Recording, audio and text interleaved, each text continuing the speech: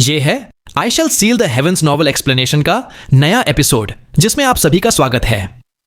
पिछले एपिसोड के last scene में देखा था कि मेंग हाओ धीरे से कहता है, मुझे कभी लगता नहीं था कि मैं एक कॉस्मेटिक कल्टीवेशन पिल को यहां देखूंगा। वो पिल का प्राइस चुकाता है और जल्दी ही एक ग्लोइंग व्हाइट लाइट उस पिल को उसके पास ले आती है। जैसे ही पिल उसके हाथ में गिरती है, मेंग हाओ का पूरा शरीर सरप्राइज से कांप उठता है। अब आगे मेंग हाओ की सांस तेज हो जाती है।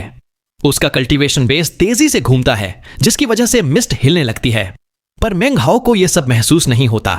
उसकी पूरी नजर उस कॉस्मेटिक कल्टीवेशन पिल पर है और उस पर बनी एक छोटी सी छवि पर एक माउंटेन का एचिंग। वो माउंटेन किसी मैजिकल टूल से नहीं, बल्कि किसी के हाथ से बनाया गया लगता है।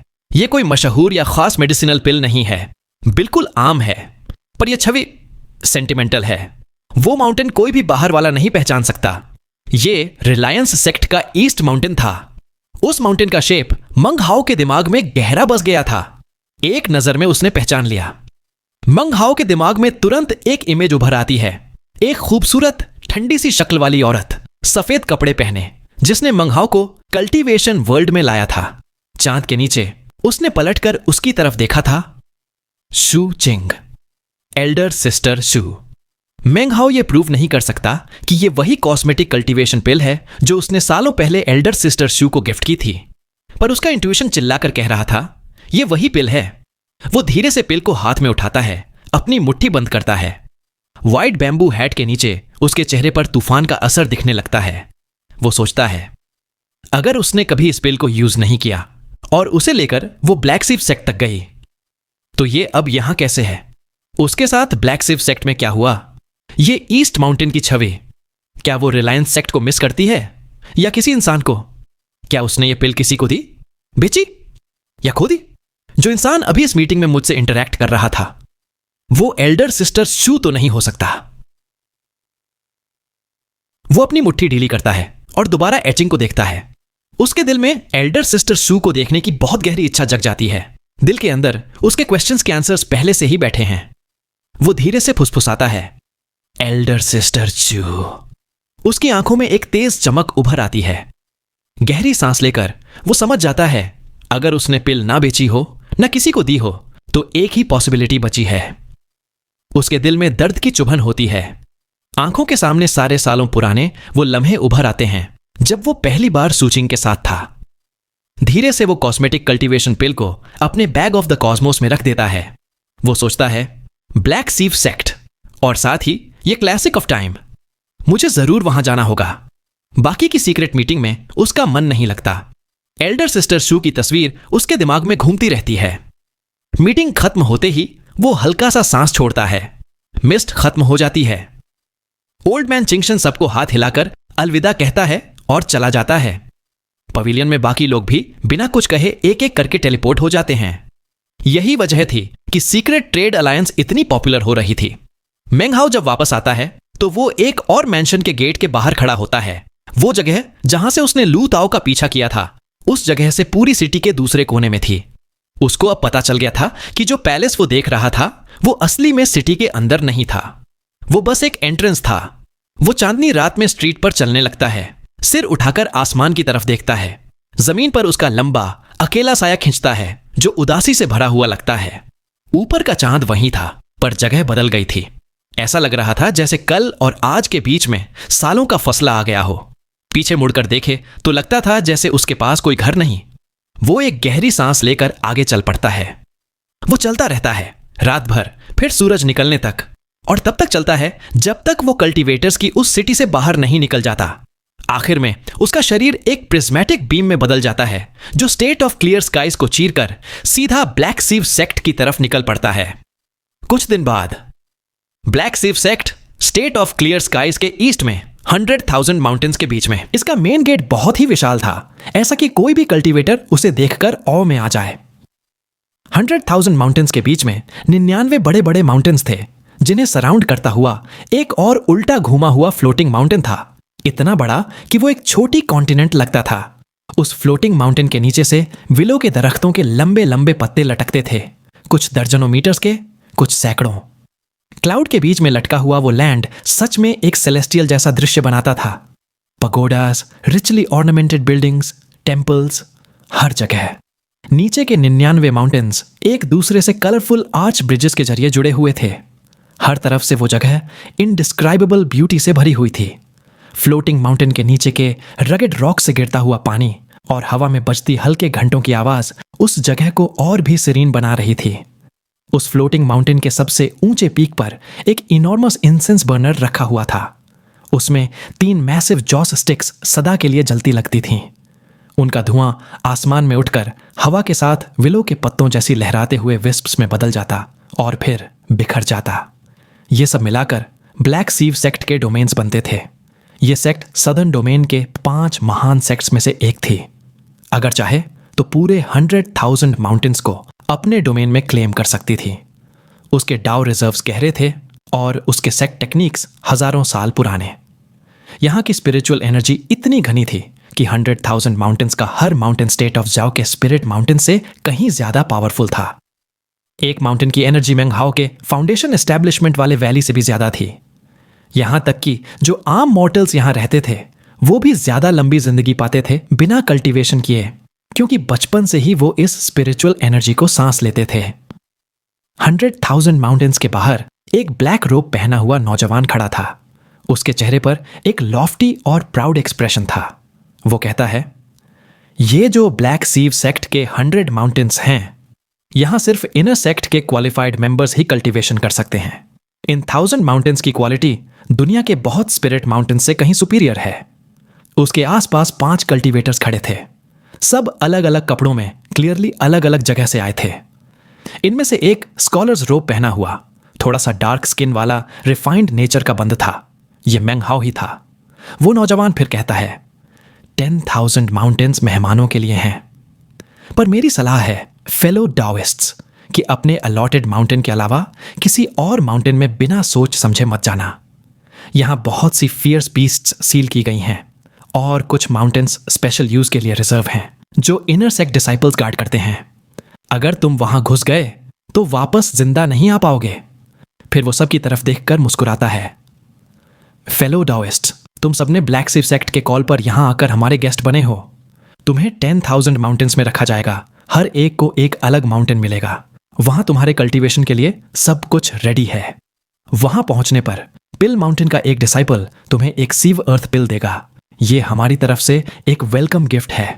पर ध्यान रहे, इस पिल को लेना, माउंटेन में घुसना और फिंगरप्रिंट साइन करना, इसका मतलब है कि तुम सेक्ट के अग्रीमेंट में आ गए हो। अगर तुमने प्रॉमिस तोड़ा या चुपके से भाग गए तो तुम्हें ब्लैक सीव सेक्ट खुद पनिश करेगा। उसने हाथ जोड़कर बो किया। पास ही 5 ब्लैक सीव आउटर सेक्ट डिसाइपल्स मेहमानों को रिसीव करने के लिए रेडी खड़े थे। एक ग्रे रोब्ड बूढ़ा कल्टीवेटर कहता है, ठीक लगता है।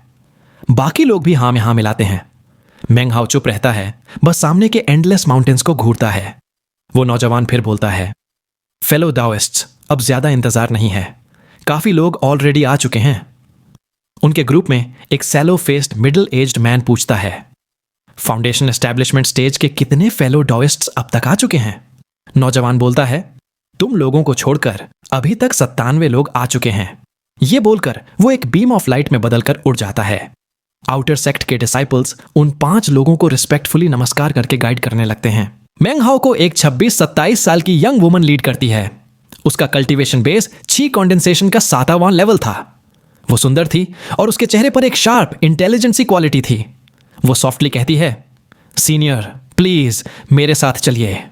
मेंगहाओ का डार्क स्किन होने के बावजूद उसका कल्चर्ड रिफाइंड स्कॉलर जैसा रूप उस लड़की को आकर्षित करता है। उसकी क्लियर आईज के अंदर की हल्की सी डेमोनिक चमक उस लड़की का दिल तेज कर देती है। ब्लश करते हुए वो धीरे से फिर बोलती है, सीनियर। मेंगहाओ हल्का सा मुस्कुराकर कहता है, लीड ऑन। उस लड़की को देखकर उसे रिलायंस सेक्ट और शू चिंग की याद आ जाती है। उसकी आंखों में जिद्द की चमक आती है जब वो ब्लैक सीव सेक्ट के एंडलेस माउंटेन्स को देखता है। वो लड़की मेंगहाओ को एक एमरल्ड ग्रीन माउंटेन पर ले जाती है। माउंटेन के टॉप पर एक रेजिडेंस और कोर्टयार्ड था। रटन वाइन्स हर तरफ लटके हुए थे और लाइमस्टोन पाथ माउंटेन के चारों तरफ घूम रहा था।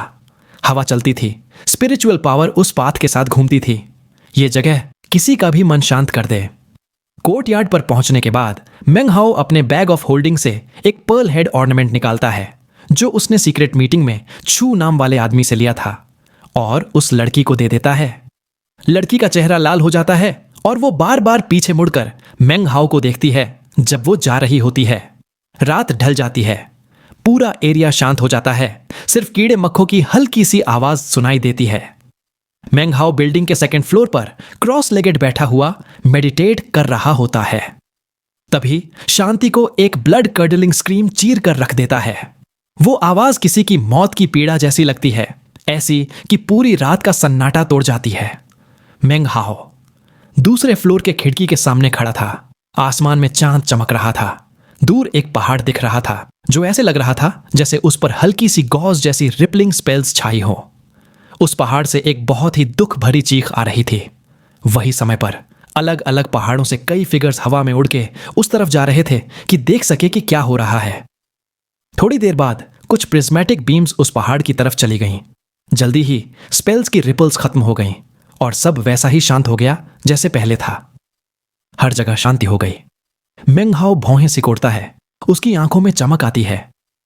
वो याद करता है कि यही वही पहाड़ है जहां सुबह वो सैलो फेस्ड आदमी गया था। फिगर्स को देखकर जो उस तरफ उड़ रहे थे, मेंग हाओ भी जांच करने जाने ही वाला था, पर अचानक रुक गया। उसका चेहरा बदल जाता है। वो अपने बैग ऑफ द कॉस्मोस को देखता है, उस पर हाथ मारता है और डीमन सीलिंग जेड बाहर निकल के उसके हाथ में आ जाता है। जेड चमक रहा था, एक अजीब सी रोशनी निकालते हुए। मेंग हाओ के दिल में एक बहुत ही अजीब एहसास उठता है। वो समझ नहीं पा रहा था कि ये क्या है, पर लग रहा था जैसे कोई इनविजिबल छी उसके दिल को चुभ रही हो। वो सोचता है, फिर 8th डीमन सीलर का छोड़ा हुआ जेड पीस निकालता है और अपने हाथ पर रखता है। उसके दिमाग में 8th डीमन सीलर की पुरानी आवाज गूंजती है। रीइंकार्नेशन के साइकिल में कुछ स्पिरिट्स होती हैं जो बेरियल से बचा लेती हैं। उनका छी डेमोनिक लगता है, पर सही में नहीं। वो लिविंग क्रीचर से ऊपर होती हैं, पर मॉर्टल वर्ल्ड के हजारों रंगों से भरी होती हैं। ये ची शांत होती है। अगर तुम उनके बोन्स और स्पिरिट को खा लो, वो तुम्हें रास्ता दिखाएंगी। अगर तुम ऐसी ची पाओ तो तुम्हें उसे सील करना ही होगा।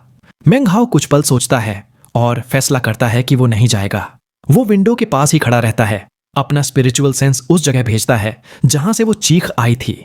सबसे पहले उसे झगड़े की आवाजें सुनाई देती हैं। किसी कल्टीवेटर का चिल्लाना है, ये छठा फेलो डोइस्ट मर गया है। अगर ब्लैक सीव सेक्ट अभी एक्सप्लेनेशन नहीं देती तो हम यहां से चले जाएंगे।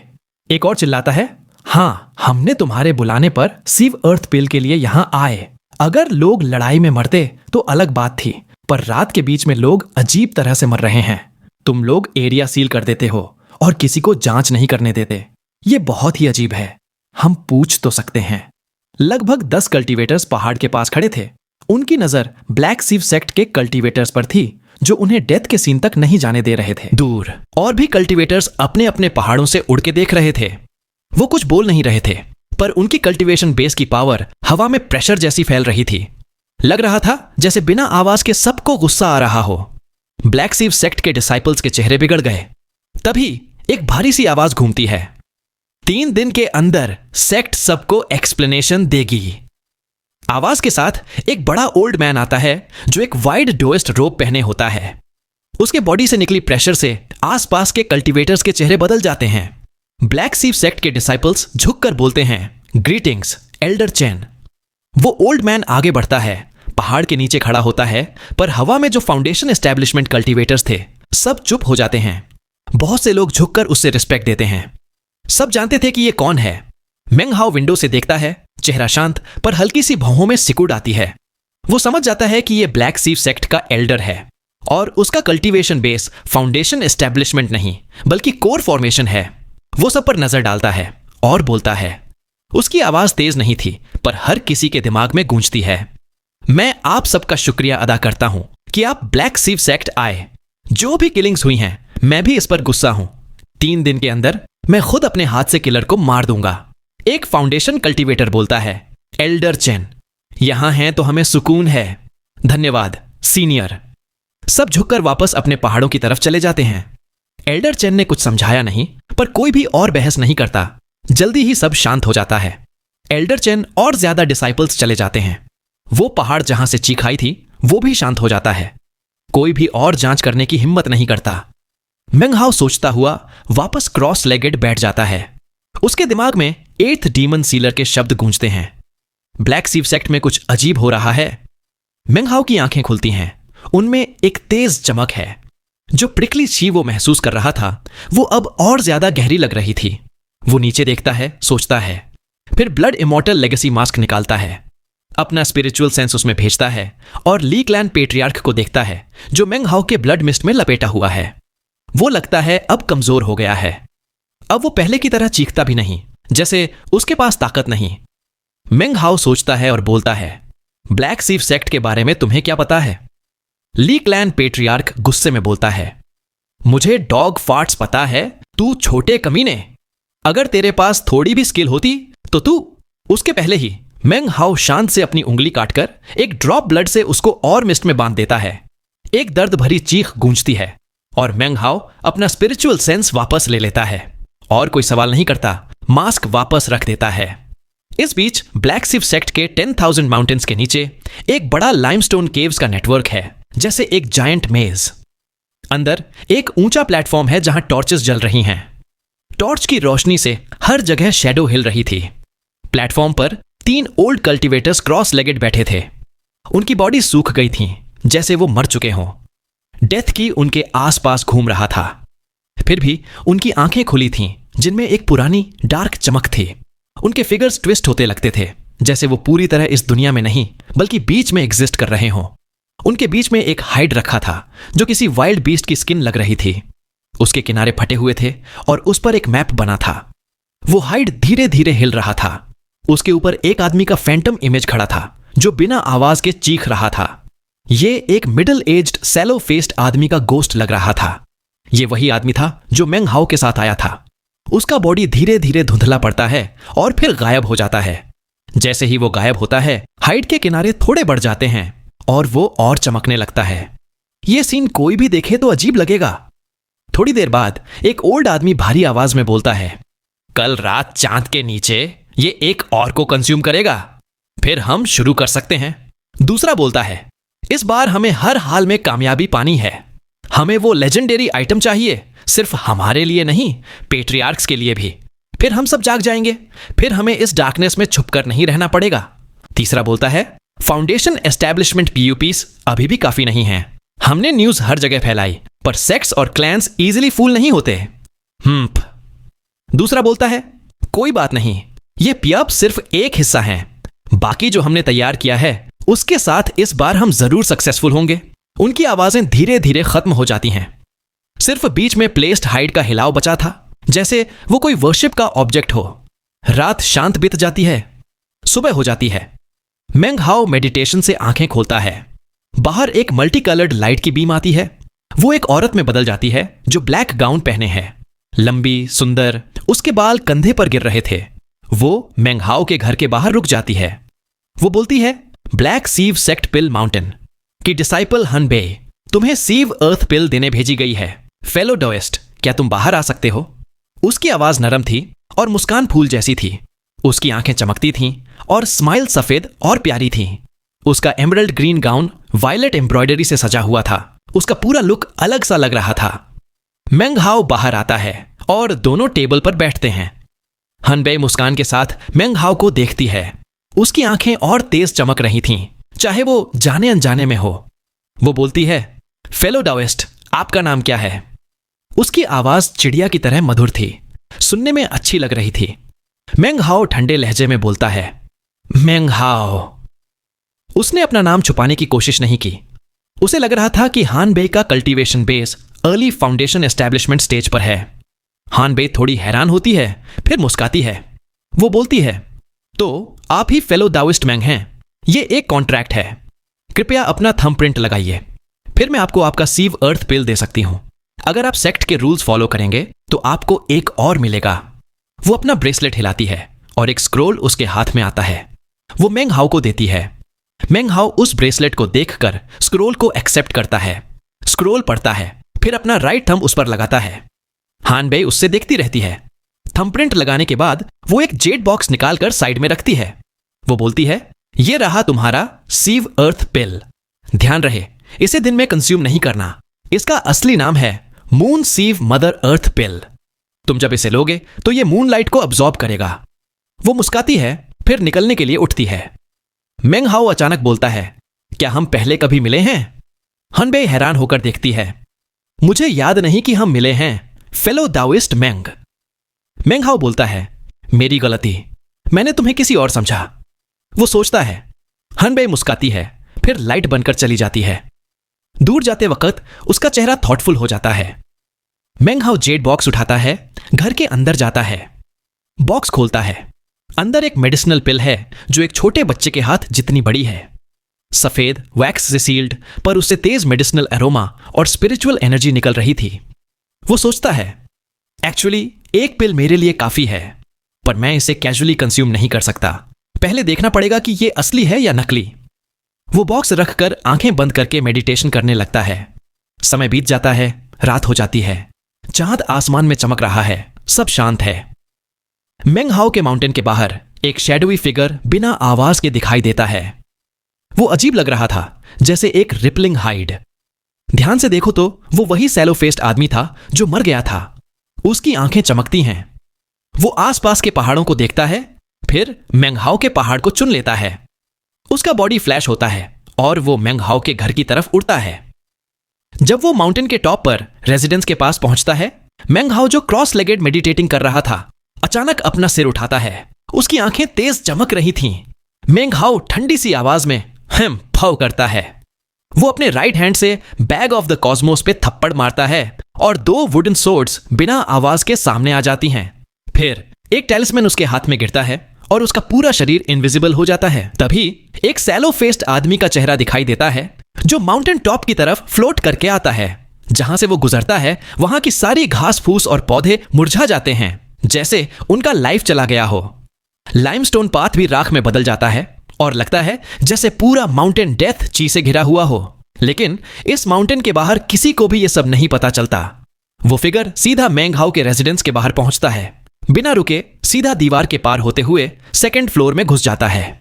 वो चांद की रोशनी के नीचे हवा में तैर रहा है। उसकी आंखों में अजीब सी रोशनी चमक रही है। उसके अंदर से एक अजीब डिमोनिक हवा निकल रही है। हर तरफ खामोशी है जब वो सैलो फेस्ड आदमी अपनी खतरनाक आंखों से सेकंड फ्लोर को घूरता है। मेंग हाओ जमीन पर क्रॉस लेगेड बैठा है, इनविजिबल उस फिगर को देख रहा है। वो उसे तुरंत पहचान लेता है, लेकिन उसका चेहरा अजीब लग रहा है, जैसे कुछ गलत हो। मेंग हाओ को याद आता है कल रात माउंटेन से आई वो खौफनाक चीख। वही जगह थी जहां ये सैलो फेस्ड आदमी था। मेंग हाओ सोचता है ये इंसान मर चुका है और इसे ऑटोमेटॉन बनाया गया है, या फिर किसी ने स्पिरिट पपेट आर्ट्स यूज करके इसे कंट्रोल किया है। अचानक उसका शरीर चमकता है और वो 3 मीटर साइड में चला जाता है। एक जोर का बूम होता है और जहां वो पहले बैठा था वहां का सारा फर्नीचर राख में बदल जाता है। सैलो फेस्ड आदमी की आंखों में अजीब चमक आती है और वो सीधा मेंग हाओ की तरफ दौड़ता है, जैसे वो उसे देख सकता हो। मेंग हाओ की आंखों में तीखी रोशनी चमकती है। वो इनविजिबिलिटी टैलिस्मैन को चीर देता है, अपने राइट हैंड से इनकेंटेशन जेस्चर बनाता है। 2 वुडन सोर्ड्स तुरंत उस फिगर की तरफ उड़ते हैं, लेकिन वो फिगर हिलता भी नहीं। दोनों सोर्ड्स उसके शरीर के पार से निकल जाती हैं, 2 सुराख बना के। कोई खून नहीं निकलता। लगता है वो आदमी सिर्फ स्किन से बना है, अंदर कुछ नहीं। अगर सिर्फ यही होता तो ज्यादा प्रॉब्लम नहीं थी, लेकिन फिर वो दोनों सुराख एक साथ जुड़ने लगते हैं। वो एक बड़ा मुंह बन जाता है जो उसके शरीर से अलग होके सीधा मेंग हाओ की तरफ उड़ता है, उसे निगलने के लिए। मेंग हाओ का चेहरा नहीं बदलता। वो पीछे हट जाता है, दोनों हाथों से इनकेंटेशन जेस्चर बनाता है। फिर वो आगे हाथ हिलाता है और एक फ्लेम ड्रैगन गरजता हुआ उस फिगर की तरफ उड़ता है। लेकिन वो फिगर बचने की कोशिश नहीं करता, बल्कि सीधा फ्लेम ड्रैगन को निगल जाता है।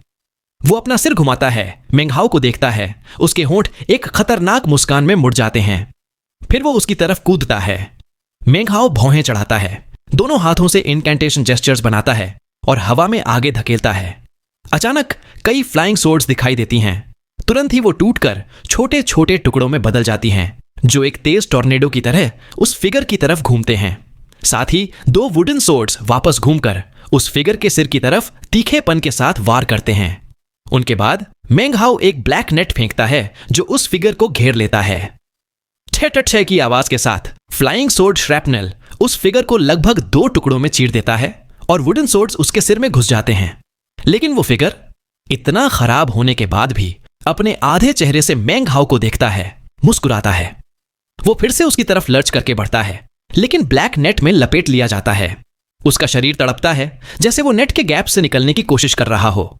उसके शरीर से कोई ग्रेविटेशनल फोर्स निकल रही है, जिसकी वजह से पूरा सेकंड फ्लोर हिलने लगता है, जैसे वो फिगर सब कुछ खींच रहा हो। मेंग हाउ सोचता है, इसे मार नहीं सकते क्योंकि ये वैसे भी जिंदा नहीं है। तभी ये इतने फाउंडेशन एस्टैब्लिशमेंट कल्टीवेटर्स को मार पाया। वो गुस्से से अपना राइट हैंड उठाता है, इनकैंटेशन साइन बनाता है और जमीन की तरफ पॉइंट करता है। Demon ceiling, 8 hex, body ceiling. वो अपना हाथ जमीन से उठा के सीधा उस टूटे हुए फिगर की तरफ पॉइंट करता है। पूरा बिल्डिंग, पूरा माउंटेन हिलता हुआ लगता है, लेकिन असल में कुछ नहीं हिल रहा। यह सब इल्यूजन है। सिर्फ मेंग हाउ का शरीर और उंगली सच में हिल रही है। उसकी आंखों में पूरा दुनिया जैसे एक जगह जम गई हो। फिर दुनिया के कई गोस्ट इमेजेस एक दूसरे पे दिखाई देते हैं। बिल्डिंग, माउंटेन सब इल्यूजन में दिखते हैं और वो फिगर भी अपना एक गोस्ट इमेज दिखाता है। पहली बार वो फिगर हैरान हो जाता है। उसके चेहरे पे डर और यकीन न करने वाली शक्ल दिखाई देती है। लगता है वो चीखने वाला है, लेकिन उससे पहले ही दुनिया के वो गोस्ट इमेजेस उसे बंद कर देते हैं। वो बिल्कुल हिल नहीं पाता। इसी वक्त मेंग हाउ आगे बढ़ता है। अपने राइट हैंड का मिडिल फिंगर अपने थंब से काट देता है। खून बहने लगता है। उसका मिडिल फिंगर ब्लड फिंगर बन जाता है। ये वो कला है जो उसके दिमाग में ब्लड इमॉर्टल लेगेसी ने डाली थी। 3 मैजिकल एबिलिटीज में से एक, जो बिना मास्क के यूज हो सकती है। लेकिन यह कला बहुत स्ट्रॉन्ग कल्टीवेशन बेस मांगती है। मेंग हाउ ने छुप के प्रैक्टिस करके सिर्फ ब्लड फिंगर को सीखा है। ब्लड पाल्म और ब्लड डेथ वर्ल्ड को वो अभी यूज नहीं कर सकता। यह सदर्न डोमेन में 10,000 साल में पहली बार है कि ब्लड फिंगर का इस्तेमाल हो रहा है। यह अपने आप में बहुत शक्तिशाली है। जब इसमें मेंग हाउ की कल्टीवेशन बेस की फोकस्ड पावर और उसके परफेक्ट फाउंडेशन के 3 परफेक्ट डाउ पिलर्स का बल मिलता है, तो यह कला अलग अलग सेक्ट्स के डाउ चिल्ड्रन को भी हिला सकता है। मेंग हाउ आगे बढ़ता है और अपने राइट हैंड के मिडिल फिंगर को उस अजीब फिगर के आईब्राउज के बीच में दबा के नीचे खुरचता है। एक तेज चीख गूंजती है। उस फिगर का शरीर कांपने लगता है। उसके आईब्राउज के बीच से लेकर नीचे 30 सेंटीमीटर तक एक बड़ी खून से भरी काट बन जाती है। धुआं जैसा ग्रे सीन निकलता है। अचानक वो अपना शरीर हिला पाता है और तेजी से भाग जाता है, सेकंड फ्लोर से बाहर उड़कर। मेंग हाउ बिना रुके उसके पीछे भागता है, उसकी आंखों में चमक। लेकिन सब कुछ खामोश है, जो अजीब लगता है। वो रुक जाता है, कुछ सोचता है, फिर अपने रेजिडेंस वापस आ जाता है। बैग ऑफ होल्डिंग को थप्पड़ मारता है, गुड लक चार्म निकालता है और उसमें अपनी स्पिरिचुअल सेंस भेजता है। जब वो देख लेता है कि सब कुछ सही है, वो चैन की सांस लेता है। वो टेलीपोर्ट नहीं करता, सिर्फ बाहर ठंडी नजर से देखते हुए रुकता है। हर जगह सन्नाटा है, न हवा की आवाज, न पत्तों की खनक। अगर कुछ भी गलत होता, वो तुरंत निकल जाता। समय गुजरने लगता है, तभी आसपास के माउंटेन से खौफनाक चीखें गूंजने लगती हैं। पहले एक, फिर दूसरी, फिर तीसरी, आखिर में 5 चीखें। उनमें से 3 ब्लैक सिव सेक्ट के डिसाइपल्स होते हैं, जो एरिया में थे लेकिन छिपे नहीं थे। वो चीखते हैं जब उनके शरीर मुरझ जाते हैं, उनका मांस और खून चूस लिया जाता है और उनका खाली स्किन जमीन पर गिरता है। वो रात आराम से नहीं गुजरी। कई फाउंडेशन एस्टैब्लिशमेंट कल्टीवेटर्स हमेशा अलर्ट रहे और ब्लैक सीव सेक्ट के डिसाइपल्स भी बाहर भेजे गए। सुबह होने तक ही सब शांत होता है। कई लोगों ने देखा कि वो एक टूट फूट फिगर था, जो ब्लैक सीव सेक्ट के डिसाइपल्स और 2 फाउंडेशन एस्टैब्लिशमेंट कल्टीवेटर्स को मार रहा था। आखिर में उस फिगर को एक ब्लैक सेव सेक्ट एल्डर ने खत्म किया। ज्यादातर कल्टीवेटर्स ने इसे ही एक्सप्लेनेशन माना। अगले कुछ दिनों में फाउंडेशन एस्टैब्लिशमेंट कल्टीवेटर्स के बीच कोई और मिस्टीरियस मौत नहीं होती। धीरे धीरे लोग इस घटना को भूलने लगते हैं। समय तेज गुजर जाता है और जल्दी ही 6 दिन बीत जाते हैं जब से मेंग हाउ ब्लैक सीव सेक्ट में आया था। हर दिन वो अलर्ट रहता है, लेकिन कोई उसे परेशान नहीं करता। 7वें दिन की सुबह 10,000 माउंटेन्स में घंटियों की साफ आवाज गूंजती है। हर फाउंडेशन एस्टैब्लिशमेंट कल्टीवेटर के कानों में पहुंचती है। एक आवाज गूंजती है, सदर्न डोमेन के फेलो डाओइस्ट्स, आपको पहले ही अपने सीव अर्थ पिल्स मिल चुके हैं। अब समय आ गया है कि आप अपनी सेवा दें। अगर आप ब्लैक सीव सेक्ट को वो वस्तु ला देंगे जो हम चाहते हैं, तो आपको और सीव अर्थ पिल्स दिए जाएंगे। अलग अलग माउंटेन से रंग बिरंगी रोशनी की बीम्स ऊपर आसमान में उड़ती है। जब फाउंडेशन एस्टैब्लिशमेंट कल्टीवेटर्स उड़कर हवा में रुक जाते हैं, मेंग हाउ भी उड़कर आसपास को ठंडी नजर से देखता है। ब्लैक सीव सेक्ट के 1000 माउंटेन से दर्जनों प्रिज्मेटिक रोशनी की बीम्स आसमान में उड़ती हैं। साथ ही कई black coloured feng shui compasses भी दिखाई देते हैं, हर एक लगभग 30 मीटर डायमीटर का। हर कंपास पर सिर्फ एक आदमी खड़ा है, 3 या 4 ब्लैक सीव सेक्ट के डाओइस्ट रोब्स में, जो ची कंडेंसेशन स्टेज के डिसाइपल्स हैं। बाकी सब फाउंडेशन एस्टेब्लिशमेंट स्टेज के हैं। कि कंडेंसेशन डिसाइपल्स के चेहरे पर शर्मिंदगी और घबराहट है, जैसे वो यहां आना नहीं चाहते, लेकिन वो सेक्ट के ऑर्डर्स को मना नहीं कर सकते। ये सब आउटर सेक्ट डिसाइपल्स हैं, जिनकी लेटेंट टैलेंट आम सी है। जिनकी टैलेंट ज्यादा अच्छी होती, उन्हें यहां नहीं भेजा जाता। थोड़ी देर बाद 10 violet coloured feng shui compasses, जो 300 मीटर डायमीटर के हैं, ब्लैक सीव सेक्ट के 100 माउंटेन से उड़ते हैं। हर एक पर एक कल्टीवेटर क्रॉस लेगेड बैठा है। उनमें से एक है हनबे। बाकी 9 वायलेट रोब्ड कल्टीवेटर्स, आदमी और औरतें, सब हाई स्पिरिट्स में दिखते हैं। ये सब सेक्ट के चोजन हैं। वो सब उड़कर आसमान में एक जगह रुक जाते हैं। थोड़ी दूर 3 गोल्डन कलर्ड 3000 मीटर के बड़े फेंग शुई कंपासेस भी दिखाई देते हैं, जो आगे उड़ रहे हैं। हर एक पर एक आदमी या औरत बैठा है। 2 पुरुष हैं और एक महिला। उनमें एक है एल्डर चैन और बाकी 2 मिडिल एज्ड पुरुष हैं, ठंडे चेहरे के साथ। कोर फॉर्मेशन की शक्ति उनसे निकल रही है, जो सबका ध्यान खींचती है। गोल्डन फेंग शुई कंपासेस के बाद एक और छोटा कंपास दिखाई देता है, सिर्फ 300 मीटर डायमीटर का, वायलेट कलर्ड। उस पर एक वायलेट रोब वाला बूढ़ा आदमी बैठा है। उसके चेहरे पर एक काला बर्थ मार्क है, जो उसकी अलौकिक शक्ल को थोड़ा बिगाड़ देता है। वो भयावह लगता है और जैसे ही वो दिखाई देता है, लगता है जैसे सब जगह अंधेरा हो गया।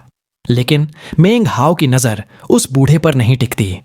उसके पीछे एक बहुत बड़ा फेंग शुई कंपास है, जिसमें 100 से ज्यादा कल्टीवेटर्स हैं। उनके बीच एक अकेली औरत खड़ी है। जैसे ही मेंग हाओ उसे देखता है, उसके दिमाग में साल पहले की वो रात याद आती है, चांदनी के नीचे। उसके मन में उस औरत की वो नजर घूम जाती है और उसके कहीं गए लफ्ज गूंज उठते हैं।